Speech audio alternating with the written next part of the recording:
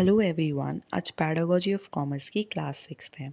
हमने last class में unit 2 start कर दी थी। आज यूनिट 2 का हमारा पार्ट 2 रहेगा। आज की क्लासेस में हम टॉपिक कवर करेंगे management, electronic commerce and mobile commerce. Management first topic है हमारा मैनेजमेंट। मैनेजमेंट होता क्या है? मैनेजमेंट एक एक्टिविटी है जो ये ध्यान रखती है कि हमारे जो भी टास्क होते हैं, हमारे गोल्स होते हैं या ऑब्जेक्टिव होते हैं, वो हम अचीव कर पाए सही समय से और कम रिसोर्सेज के साथ और कम कॉस्ट में। मैनेजमेंट की ज़रूरत हर जगह होती है, चाहे वो बिजनेस हो या कोई प्रोफेशन हो या एनजीओ हो, स्कूल्स हो, हॉस्पिटल्स हो। मैनेजमेंट की हर जगह ज़रूरत होती है जहाँ पे लोग मिलकर काम कर रहे हैं। लोग मिलकर काम कर रहे हैं एक गोल्स को अचीव करने के लिए। सो मैनेजमेंट को हम कैसे डिफाइन कर सकते हैं? मैनेजमेंट को हम कह सकते हैं कि मैनेजमेंट एक ऐसा प्रोसेस है जो कि ये ध्यान रखता है कि काम हम करवा पाए लोगों से, और वो जो काम है, जो गोल्स हमारे जो अचीव हो, वो हम एफिशिएंटली और इफ़ेक्टिवली अचीव कर पाए। प्रोसेस, तो मैनेजमेंट एक प्राइमरी प्रोसेस है, मेन प्रोसेस है एक बिजनेस का, जहाँ पर ये ध्यान रखा जाता है कि जो हमारा काम है वो सही समय से कंप्लीट हो गया। फंक्शंस, हम डिफरेंट फंक्शन परफॉर्म करते हैं मैनेजमेंट में, जो कि है planning, organizing, staffing, directing and controlling. Effectiveness, management जो इफ़ेक्टिवनेस होती है मैनेजमेंट में, इसका मतलब होता है सही टास्क को परफॉर्म करना, सही तरीके से परफॉर्म करना और एक सही समय पे उसको कंप्लीट करना। एफिशिएंसी, एफिशिएंसी का मतलब है टास्क को तो कंप्लीट करना, गोल्स को आपने अचीव किया, लेकिन ये ध्यान रखना कि जो हमारी कॉस्ट है हम कम से कम हम यूज़ करें। कैरेक्टरिस्टिक्स ऑफ मैनेजमेंट, क्या कैरेक्टरिस्टिक्स है मैनेजमेंट की? मैनेजमेंट एक गोल ओरिएंटेड प्रोसेस है।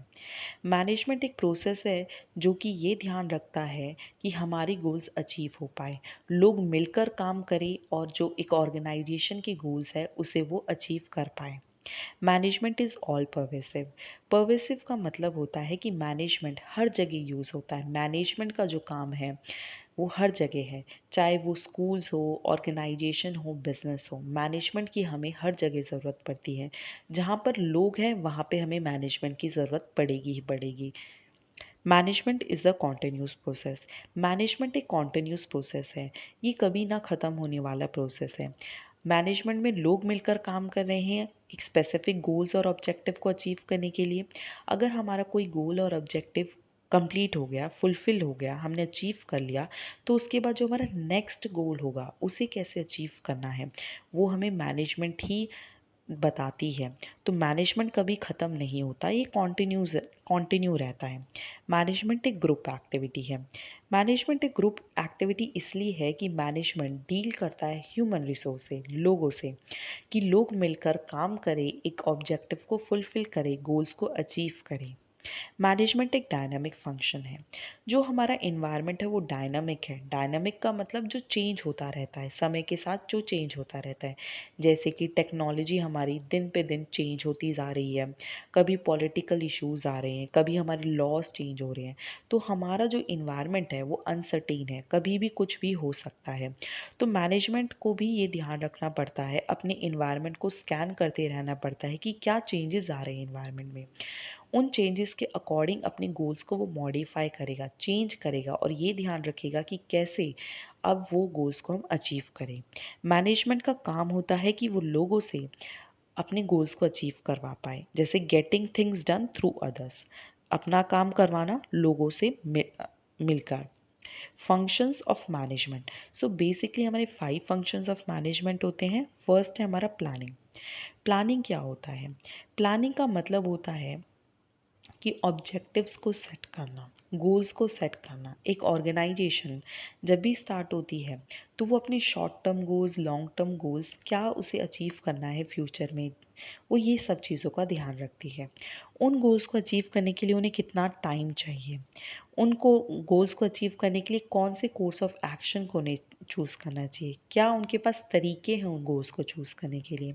किसी भी गोल्स को अचीव करने के लिए हमारे पास डिफरेंट तरीके होते हैं, तो उस हमें वो तरीका हमने चूज़ करना है जिससे हमें सबसे ज़्यादा बेनिफिट हो, जिससे हमें कम कॉस्ट लगे।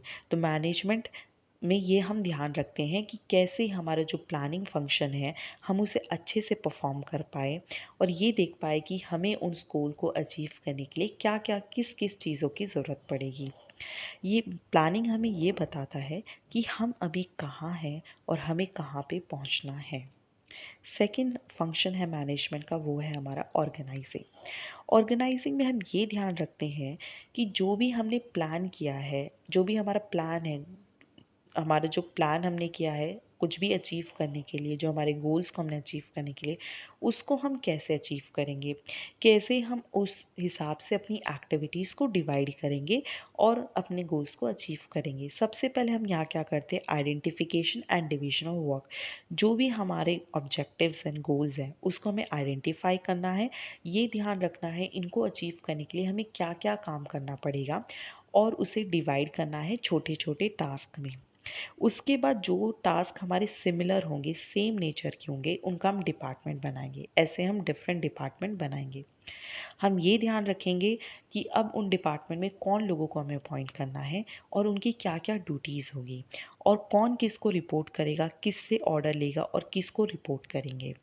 थर्ड हमारा फंक्शन है मैनेजमेंट का, स्टाफिंग। स्टाफिंग में हम ये ध्यान रखते हैं कि हमने ये तो डिसाइड कर लिया कि हमारे क्या गोल्स होंगे, उन गोल्स को अचीव करने के लिए क्या हमें एक्टिविटीज़ परफॉर्म करनी पड़ेगी, लेकिन उन गोल्स को अचीव करने के लिए हमें लोगों को भी ज़रूरत पड़ेगी। तो हम स्टाफिंग में क्या करते हैं, सही लोग सही पोजीशन के लिए रिक्रूट करना ही हम स्टाफिंग कहते हैं। हम इसमें सबसे पहले देखते हैं कि हम आइडेंटिफाई करते हैं हमें कितने लोगों की ज़रूरत होगी, क्या हमें वर्कफोर्स चाहिए होगी, हम कैसे उन्हें रिक्रूट करेंगे। हम रिक्रूट डिफरेंट तरीक़ों से कर सकते हैं, या तो हम डायरेक्ट एडवर्टाइजिंग कर सकते हैं, या हम प्लेसमेंट कर सकते हैं, कॉलेजेस से जाके हम स्टूडेंट्स को अपॉइंट कर सकते हैं, या फिर हम एजेंसी के थ्रू लोगों को ले सकते हैं। फिर हम उन्हें सेलेक्ट करते हैं उनके एप्लीकेशन के बेसिस पे, फिर हम उन्हें प्लेस करते हैं। हमने लोगों को सेलेक्ट किया, अब हम उन्हें प्लेस करेंगे, वो किस चीज़ में बेस्ट है, उनकी स्किल्स को देख के, उनकी क्वालिफ़िकेशन को देख के हम उन्हें एक पोजीशन देंगे।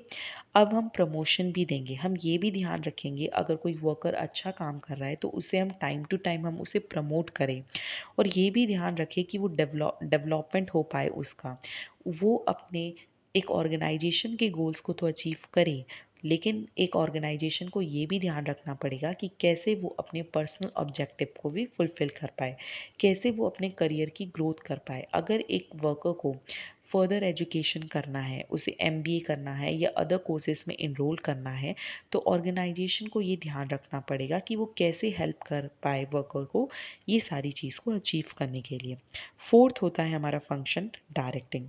यहाँ पे हम ये ध्यान रखते हैं कि जो भी हमारे गोल्स हैं अब सेट हो चुके हैं, कैसे उन्हें परफॉर्म करना है, कौन उन्हें परफॉर्म करेगा।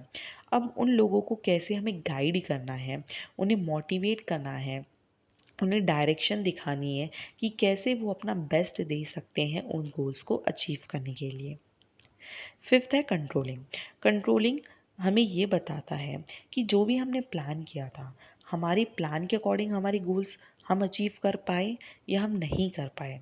अगर हम गोल्स को अचीव नहीं कर पाए तो हमारी कहाँ कमी आ रही है, उन कमी को हम कैसे सही कर सकते हैं, क्या हमें एक्शन लेना चाहिए कि जो हमारी प्लानिंग थी वो अब हमारी कम जो हमारी प्लानिंग के गोल्स थे वो हम अचीव कर पाए फ्यूचर में।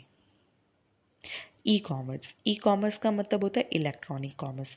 इसका बेसिकली मतलब यही होता है, कोई भी बाय और सेल हम जब गुड्स और सर्विसेज को करते हैं ऑनलाइन माध्यम के थ्रू, उनको हम कहते हैं ई कॉमर्स।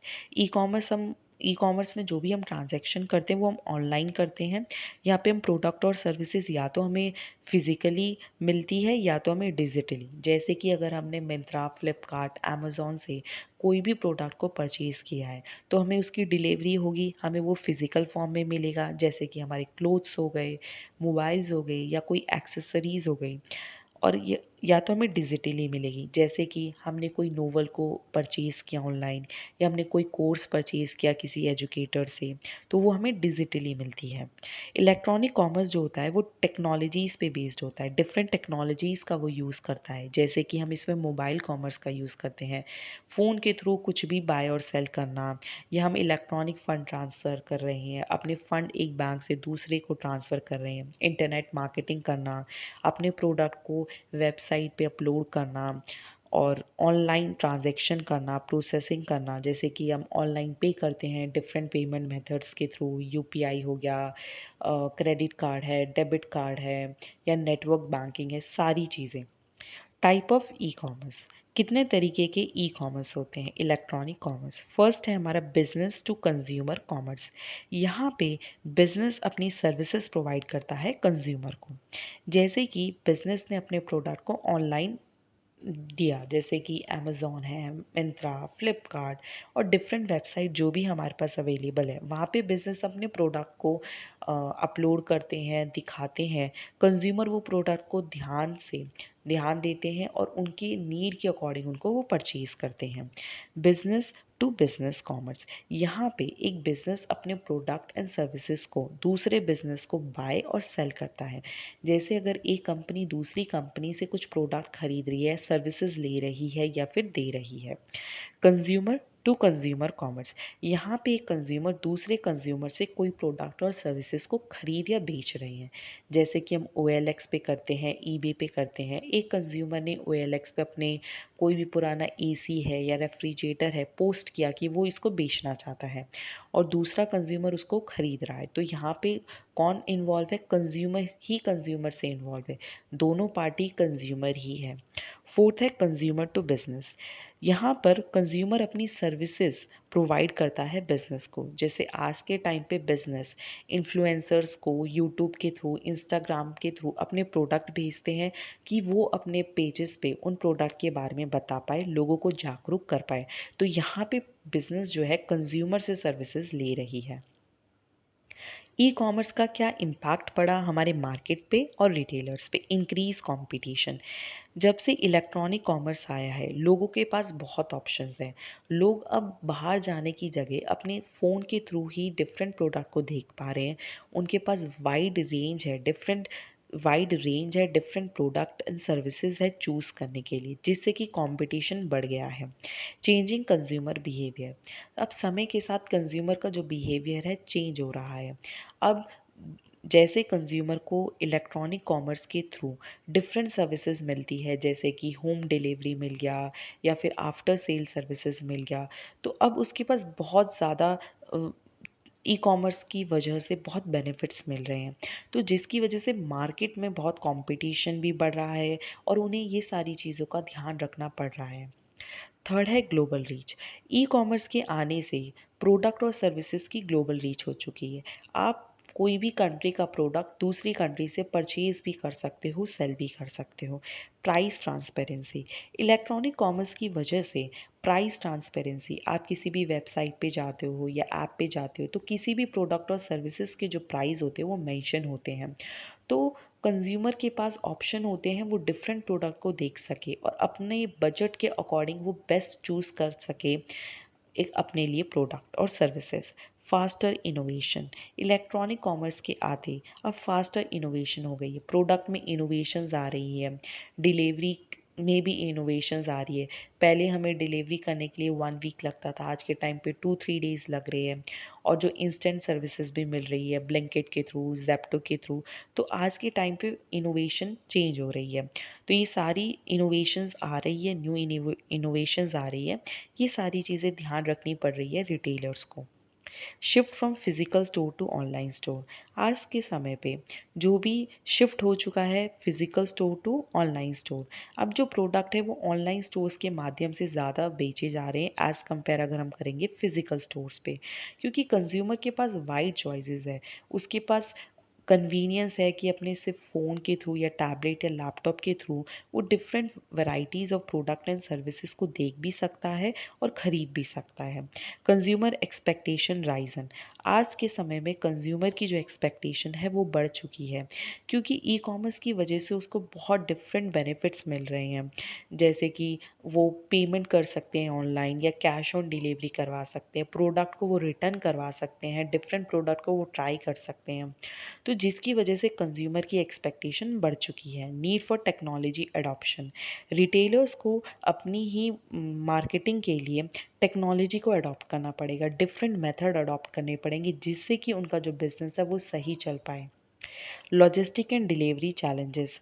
आज के समय में जो भी हम ई कॉमर्स के थ्रू कोई भी प्रोडक्ट एंड सर्विसेज को मंगवा रहे हैं, तो उसमें डिलीवरी के भी चैलेंजेस आ गए हैं। एक प्रोडक्ट को एक जगह से दूसरी जगह भेजना, ट्रांसपोर्टेशन में कोई खतरा हो सकता है, जो गुड्स है वो ख़राब हो सकते हैं ट्रांसपोर्टेशन में, या फिर किसी भी वजह से हो सकते हैं, या तो एक्सीडेंट के थ्रू, फायर के थ्रू।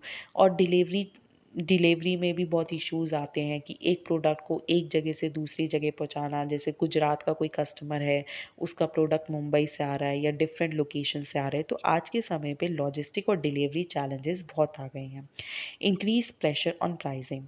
जो भी हम प्रोडक्ट खरीद रहे हैं ई कॉमर्स के थ्रू, वेबसाइट्स के थ्रू, ऐप्स के थ्रू, तो हमें प्राइसिंग, जो भी प्रोडक्ट और सर्विसेज में जो भी प्राइजेस मिलते हैं वो डिस्काउंटेड रेट पे ज़्यादातर हमें मिलते हैं, क्योंकि वो डायरेक्टली डील करते हैं मैन्युफैक्चर से। तो रिटेलर्स के लिए यहाँ पे ये इश्यूज हो जाते हैं कि उन्हें प्राइजेस का भी ध्यान रखना पड़ता है कि वो कैसे कम प्राइजेस चार्ज करे कस्टमर से।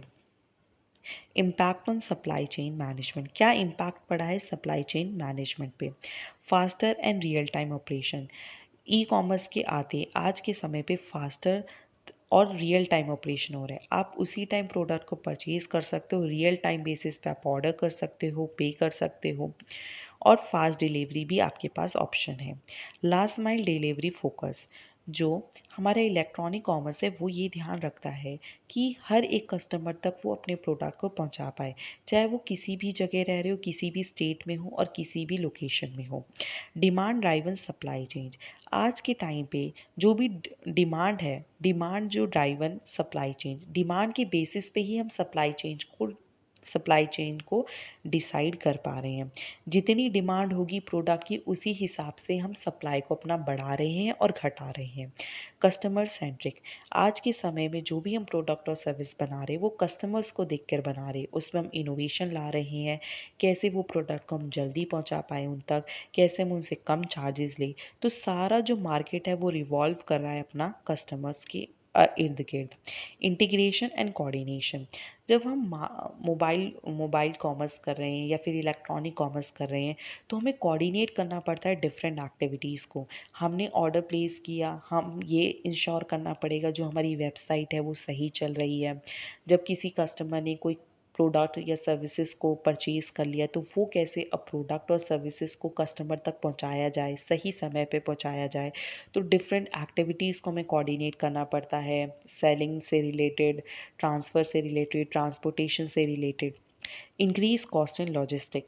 अब कॉस्ट जो हो गई है लॉजिस्टिक की वो बढ़ चुकी है, क्योंकि जो एक प्रोडक्ट है वो डिफरेंट जगह से होकर ही हमारे पास पहुंच रहा है। एक किसी स्टेट में अगर कोई प्रोडक्ट बन रहा है, वो दूसरे स्टेट तक आने के लिए उसके लिए ट्रांसपोर्टेशन में, वेयर हाउसिंग में एक प्रोडक्ट को बहुत जगह से गुजरना पड़ता है, जिसकी वजह से जो लॉजिस्टिक की कॉस्ट है उसकी यहाँ एक जगह से दूसरी जगह तक पहुँचाने की कॉस्ट है वो बढ़ती जा रही है। एम कॉमर्स क्या होता है? एम कॉमर्स का मतलब होता है मोबाइल कॉमर्स। यहाँ पे हम बाय और सेल करते हैं गुड और सर्विसेज को मोबाइल डिवाइसेस के थ्रू। आज के समय में जो मोबाइल यूज़र हैं दिन पे दिन इंक्रीज़ हो रहे हैं। आज के समय में हर एक इंसान के पास एक फ़ोन ज़रूर है, एक स्मार्टफोन ज़रूर है।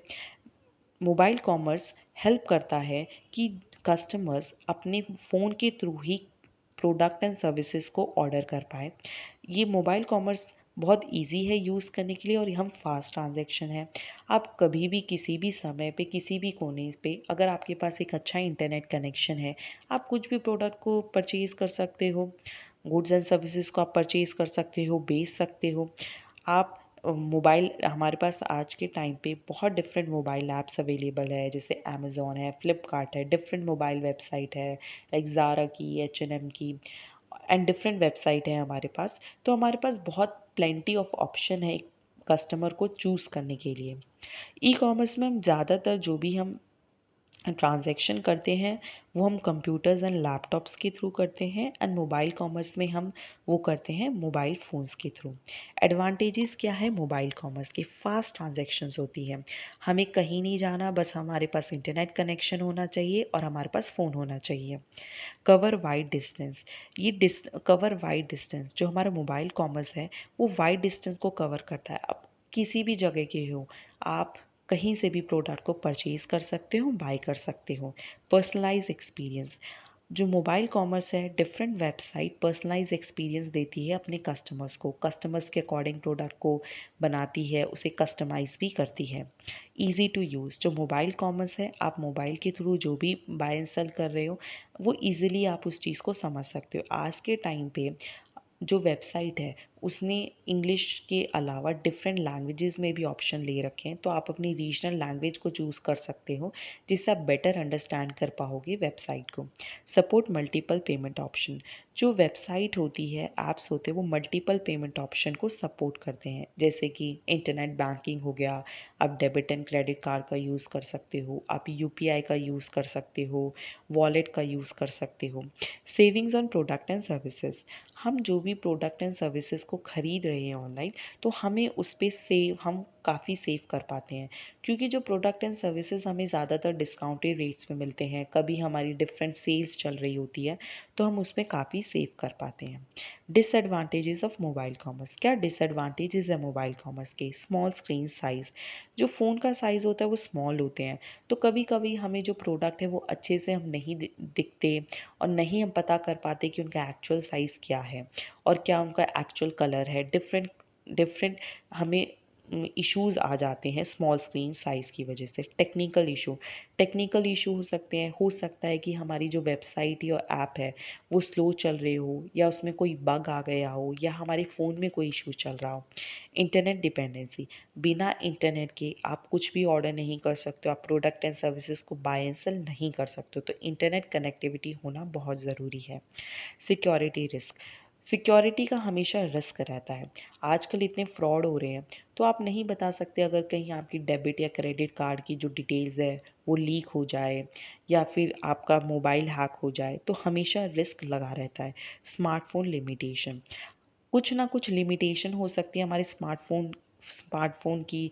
हो सकता है हमारे स्मार्टफ़ोन में अभी रिचार्ज ना हो, हमारे पास इंटरनेट कनेक्टिविटी इशू हो, या फिर नेटवर्क इशू हो, तो हमारे पास डिफरेंट लिमिटेशंस है, अलग अलग तरीके की लिमिटेशंस है जो हमें हो सकती है स्मार्टफ़ोन की वजह से। आज की क्लासेस में बस इतना ही। Thank you.